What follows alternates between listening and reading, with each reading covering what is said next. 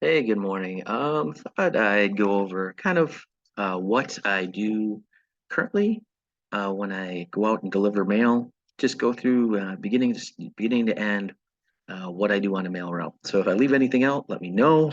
If you have any questions, please let me know in the comments or tell me what you do. That's fine.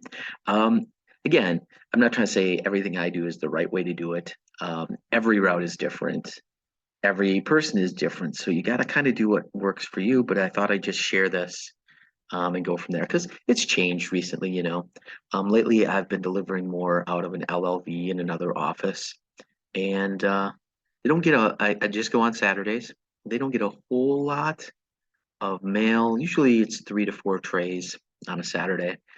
A lot of flats, not usually too many box holders, like ads that everybody gets or newspapers everybody gets. Not a whole lot of that.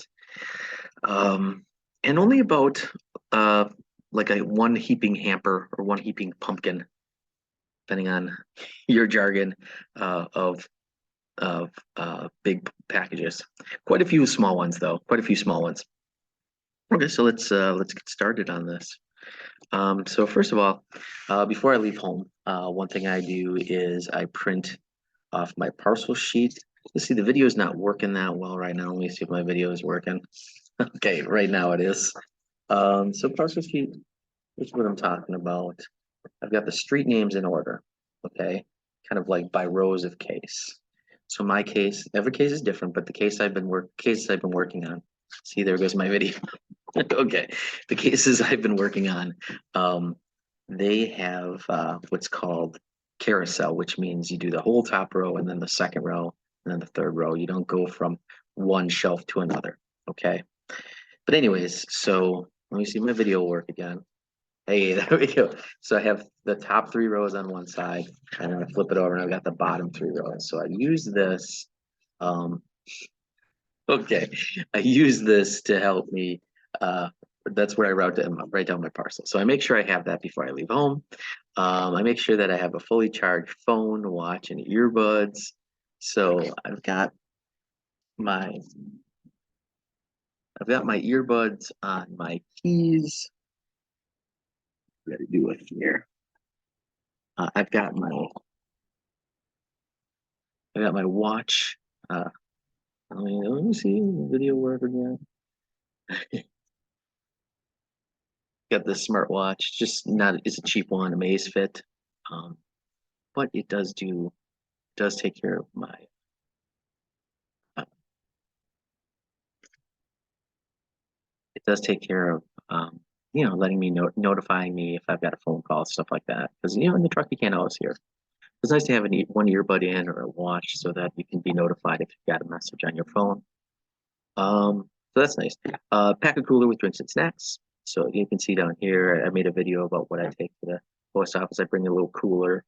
Right now I'm using a backpack cooler, but this is my old one.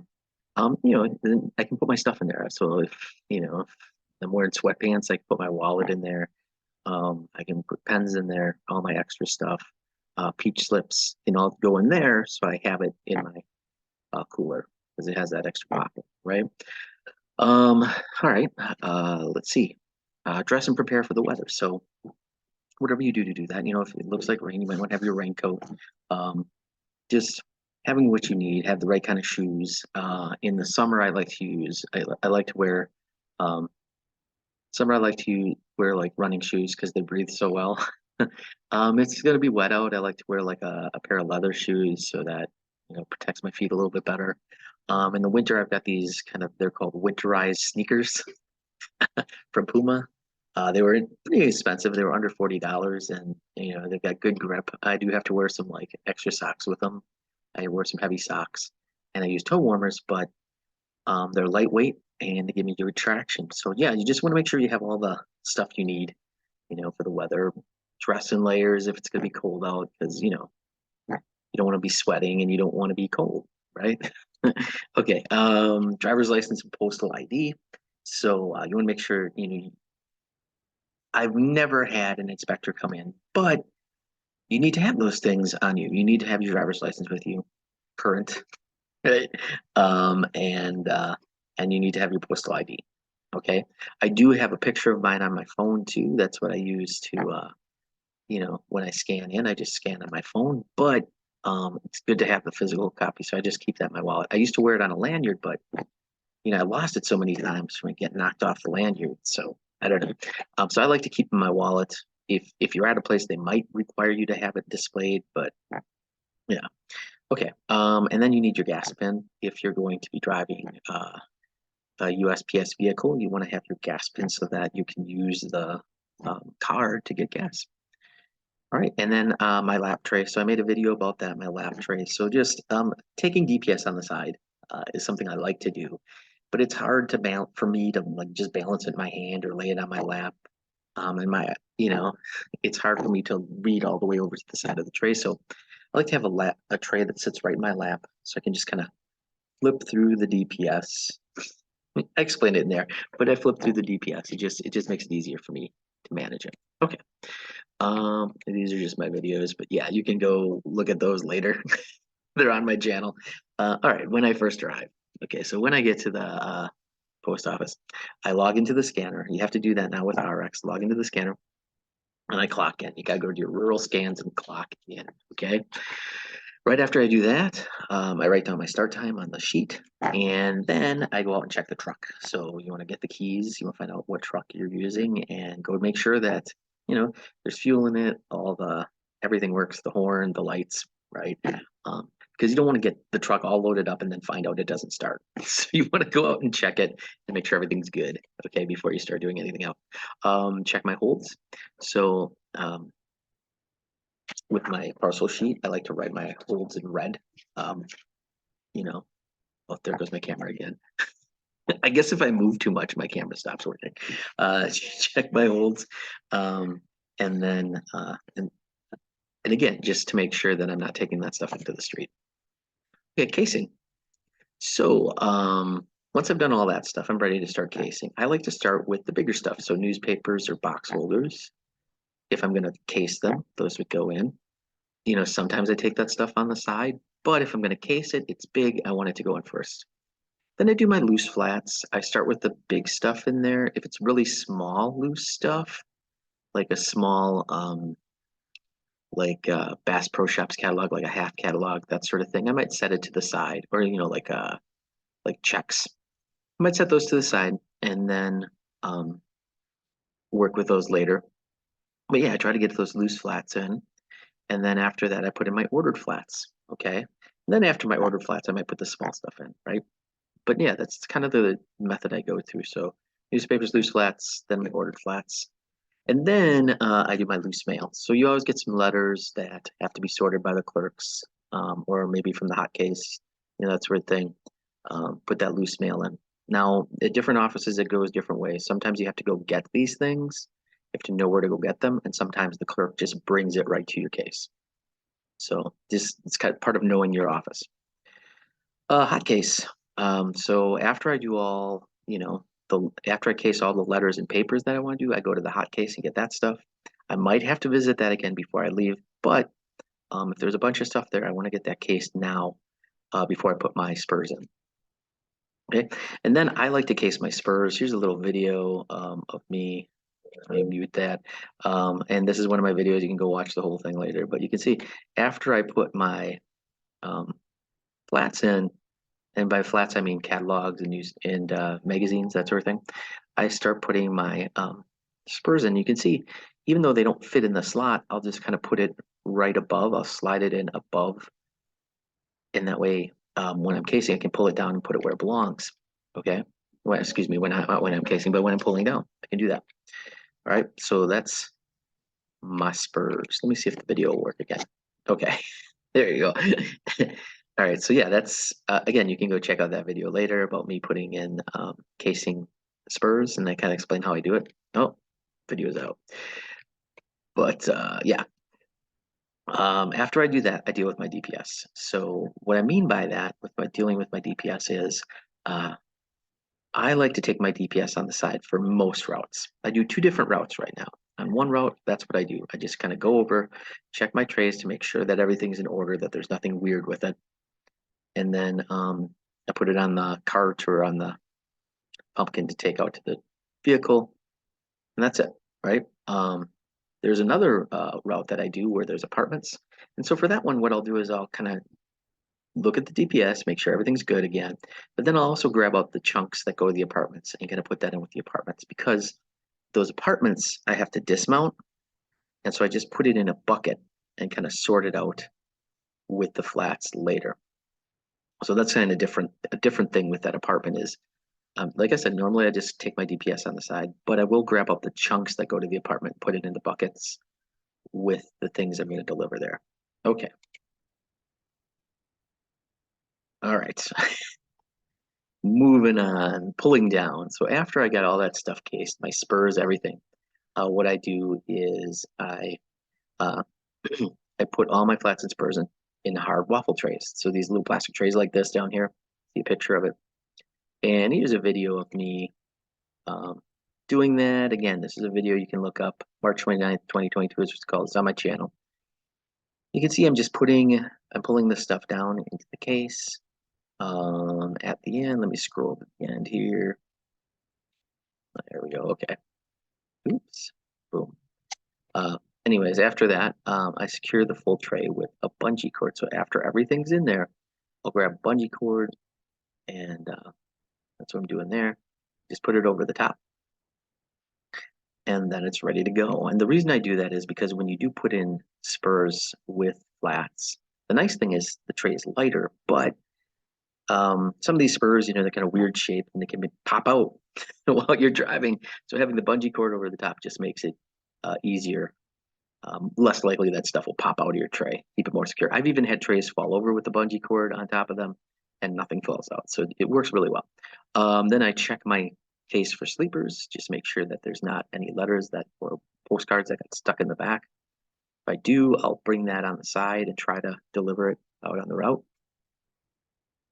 And then accountables. So accountables are done different ways. In this office I'm working in now, they just call people over at different times. But and in other offices, you might have to go looking for a clerk to give you your accountables. It just depends on your office.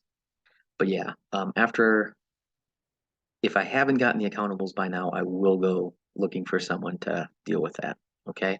Normally this will just happen while I'm casing. They'll give me my accountables, but just in case, I do want to get those before I leave. Okay. So accountables would be like, accountables, what I mean by that is registered mail, any certified mail, and like postage due, things that you kind of have to keep an eye on your route. Okay. So then after that, I load up and I start a load vehicle scan. Let me see if I can get my video going. Here we go. I do the start load vehicle scan on my RX. And then I prefer to put in my trays before my packages because I don't want them sitting on top of my packages and falling over. So I want to get those in first if I can, if that's possible. Sometimes it's not, just depends on the setup. Load parcels and write addresses on my parcel sheet. So where I am now, they only have 3 docks, but there's a parking spot. So what I like to do is wheel a pumpkin down the ramp and park my vehicle, my LLV, in that parking spot and just load the parcels. That way I can take my time. Nobody's butted up behind me. It's mostly city carriers at this office, and they tend to be done a little bit before I am because they have less to case. But it's pretty close, and I don't want to you can't make the city carriers wait because they are on the clock totally. So you can't make them wait. So I like to park in that parking spot so I can just take my time. And also I like just being on the ground, putting my packages in. I don't know, just me. But again, you can't do that in every office. That's how I do it though. Okay, so I load parcels. So what I do is I write it on my parcel sheet. I just write the number down. So if I had, this says Northwoods. So if I had something for 2560 Northwoods, I'd write 2560 here. And then that's the 4th row of the case. So I just kind of put it where I put in the vehicle, where I put packages from the 4th row.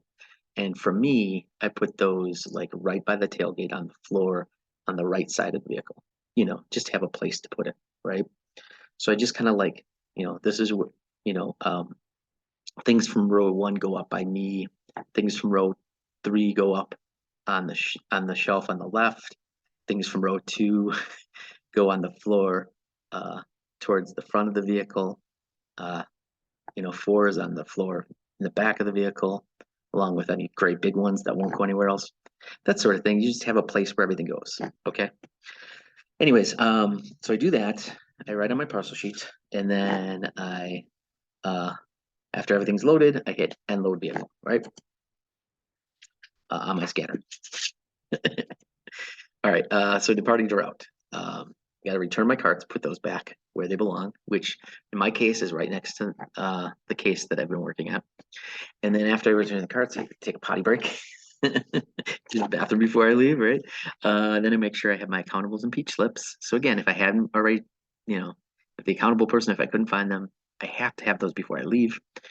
Make sure I have those things. And I want to have peach slips so that if I can't get a signature on something, or there's no good place to put a package, I can bring it back to the post office and leave that slip so they can get it later. Okay. I secure a parcel sheet to my visor. So this sheet, I just take a rubber band. Sometimes I have to like fold over one edge, whatever, but I take a rubber band and hang it on the sun visor. So it's easy to just glance up and look at it, right? And then I on my end load vehicle. Well, I've already done that, but make sure you have that scan, I guess. That's the next one. I already said that. And you want to do the depart to route scan. So you have an RX scan for that where you got to depart to route. And there's also a little, should be a tag in the vehicle, a scan that you can scan to leave the post office. So I click that, I put my mileage, and I'm ready to go. Okay. And then I drive through the first address. So I know this route really well. So I know my route to get the first address. In the past, if I'm doing a route that I've never done before, I'll just take my phone and I will, I'll use my mapping software on my phone. For me, it's Google Maps. Type the address in Google Maps and just drive to the first address. Okay. Out on the road. So when I'm on the road, what do I do? Well, I follow the mail. So now I know the route, so I know where to turn and everything. But if it's new, I just kind of look at the next letter and like, where's the next address, right? And then if you get to an intersection, you got to turn on the road. You just kind of look down the road and see which side of the road the mailboxes are on. Like, oh, I probably go this way, right? If I get lost, I again just use Google Maps to find that next address and drive over there. Okay. I check my parcel sheet for the next package I have to deliver. So I just kind of keep glancing at my parcel sheet, say, oh, okay, looks like the next one's on, next one's on Northwoods. Okay, and so then I know when I have to get the package. Checking package look ahead. So some people use package look ahead to decide when to deliver their packages, but it changes from time to time. It depends on the office you're in, but the office I'm in, like if while you're out on the road, someone drops off more packages like UPS or something, it might show up on your package look ahead. And you don't have that, it's back at the office. So I don't know. I don't like doing that. But I do like using package look ahead just to kind of check and see, okay, have I delivered everything in this area? Especially if I've gone way out there and I don't want to come back. I'll just kind of glance at package look ahead when I have a moment and say, oh, okay. Looks like I'm missing this one. You don't want to overreact like, oh no, I missed the package. You don't want to overreact. But just kind of think about it like, did you maybe just miss a scan? Or look kind of back in your vehicle and see if it's there, but you don't want to panic. It's not a huge deal if because again, package look at is 100%, but it is a good guide, so I do check it just to kind of set my mind at ease. Okay, but again, you just have to take it with a grain of salt, right? Don't let it panic you. Not getting flustered. So that was the biggest thing. I did think this is the best. Like, oh no, I didn't deliver this catalog. I didn't deliver. Don't let yourself get flustered. Try to deliver everything, right? And if I misdeliver something, I will try to fix that. If I forgot to deliver someone's, seed catalog, that might be able to wait another day. I might not go 5 miles back to do that. But I would do that if it was a check, but just don't get flustered by that. The other thing too is like if you're missing a package, you can't find it, don't get flustered, while you're looking for that package, just also use that time to kind of put things in order so you won't have to be looking for packages again, right? So like where is that package? Just don't throw things around because now you're gonna have a hard time finding all your other packages. Just don't get flustered. And even if you miss a package, you can deal with it later. Just, you know, just calm yourself down, okay? There's nothing worse than getting on a bad, getting in a bad mood and then the whole rest of your route, you're just miserable, right? Okay, taking things back to the PO. So sometimes things will get misdelivered and people put them back in their mailbox and refuse them. You got to bring those things back. You got to pick up packages and letters from mailboxes and from front porches. And sometimes you can't deliver something because you can't get to the address. Like the other day, I was supposed to deliver a package, but it was a long driveway and part of the driveway was covered with like a foot of water. And I'm like, I'm not going to try to drive an LLV through a foot of water to deliver this package. I'm not going to do it. I don't need to kill my LLV on this driveway. I'm not going to do it. I'm sorry. They'll have to get their package another time. That happens. So sometimes you have to bring those things back. Just it's up to you how organized you want to be, how many separate bins you want to have. I like to have basically a bin for outgoing mail and packages, and then another container for everything else, stamp orders, missed deliveries. Because then when I get back to the post office, I can take 10 minutes and go through that stuff and put it where it all belongs. I don't think that's a big deal. But some people like to use squelch trays. I don't do that. I don't mind spending the 5-10 minutes when I get back to go through it. So I just have the outgoing and then everything else. It's up to you how you do it. That's how I do it. Okay. And then fueling up. You may not have to, but if there's less than a quarter tank in the vehicle, I will go fuel it up so the next person doesn't have to fuel up right away. Okay. If it's your own vehicle, obviously you want to bring it fully fueled every time, and they don't want you doing that on the route. Okay, when I return. So when I get back to the post office, you got to do your return scan. So you got the RX scan, you got to do return to DU. If you're doing any casing, you can put on PM casing, but I don't usually do that. So just do my return scan, return to DU, and then you also, if you're driving an LOV, you've got to scan a barcode and put in the mileage again for the ending mileage for your trip. Okay, outgoing mail and packages. I put those where I am now. There's just a bin. We just drop them in there, and the clerks take care of it. But you have to know your office, right, where that goes. Accountables. So you want to take those, whatever. We just take them to the accountable cart, put our keys and things in a zipper bag, and then everything else you just lay on the table, and they take care of it. Okay. But it's I just deal with my accountables, and then I sign out on the sheet of paper. Put my end time, and then I clock out and I'm ready to go home. So that's basically my process. Let me know if you have any questions about anything I've said here. If you disagree with me, let me know. If I left something out, let me know. Okay. Have a great day. And I will try to stop it. So here we go.